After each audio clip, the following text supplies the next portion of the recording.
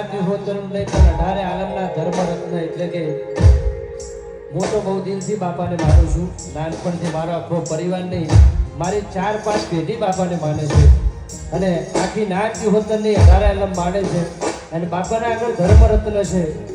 એટલે બહુ સેવાના કાર્યો બાપુએ હાજરી બાપાએ કર્યા અને ભવિષ્યમાં પણ બાપા એવું કહે છે કે એક દાડો થાક